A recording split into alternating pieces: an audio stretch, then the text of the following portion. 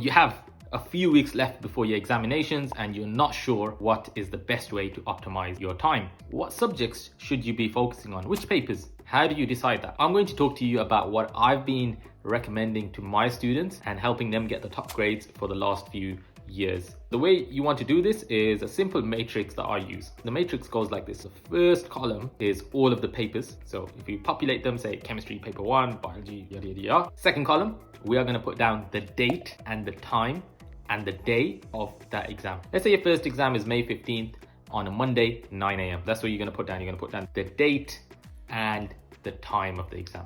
Now, once we've populated all of that, you can do that from the timetable that you've got from your school. What you're going to do next is you're going to rate each paper out of 1 to 3 in terms of difficulty. 1 being the easiest and 3 being the most difficult.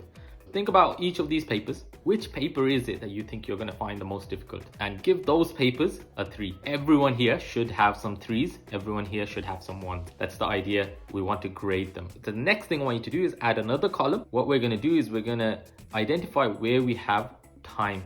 How are your exams scheduled? So if you've got more than say 2 to 3 days, for example, your first exam, you might have several weeks to prepare for that. Then we're going to give that a rating of 1. That means you've got ample time to ramp up to this exam. I call this idea of ramping up, where if you have enough time before an exam, you can just cram a lot of stuff into your short-term memory. And this is how I used to operate. I just used to submerge my brain with a lot of information about this paper and remember every single mark scheme answer, go into the exam, unload this information into the exam paper, score really high marks, and then forget about it. That's really useful if you've got a lot of time in between exams. Now, the problem comes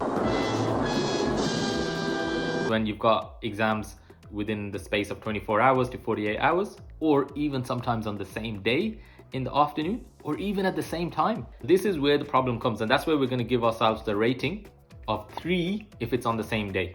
Whether it's at the same time or in the afternoon, we're going to give ourselves a 3 rating.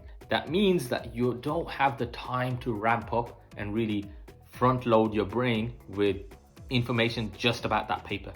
We've now got these 2 columns where we are judging the quality of our paper. 1, how good we are at it, and 2, how much time in the immediate run up to the exam do we have for it. What you're then going to do is you're going to populate all of this, and then you're going to look at the combined score, and the one that obviously has the highest score, let's say you've got papers which have a score of 6, they need to take priority, because when you get closer to that exam, you're not going to have time to prepare for this as well as you could have for your other subject. And also, you're just weak at it anyway. It makes sense. This is how we're going to prioritize. And the ones obviously have the ones, you're going to put less of an attention towards it. I just want to also put a caveat to this table. This table is a good overall plan of what you're going to attack in the next few weeks. But we also need to think about, for example, GCSEs, your exams are split into kind of almost 2 halves. One before the half-term holiday and some after the half-term holiday. I would advise the early few days of May, you focus on papers that are after the half-term holiday, and then maybe from about May 3rd or 4th, you just go all in on the papers before the half-term holiday and just forget about papers after the half-term holiday. You can apply a similar logic to A-level papers if you can find like a nice point where you can split your exams into half. So the papers at the back end, you ideally want to study them earlier on. The papers that will be one of your last papers, you want to study them earlier on, and then as you get closer to your first few papers, you just focus on those papers. So this is how I suggest to my students that you want to plan and prepare for your exams. Really, we're being very tactical about where we don't have time. Visualize that because you've got this on this calendar now. And 2, which ones do you find difficult, right? Like, it's just putting it down on a piece of paper will really help you visualize and attack the right papers. If you haven't checked out some of my other videos of how to revise within 3 to 4 weeks of your exam, then do check that out. If you like this, please do subscribe and let me know what other videos you'd love to watch.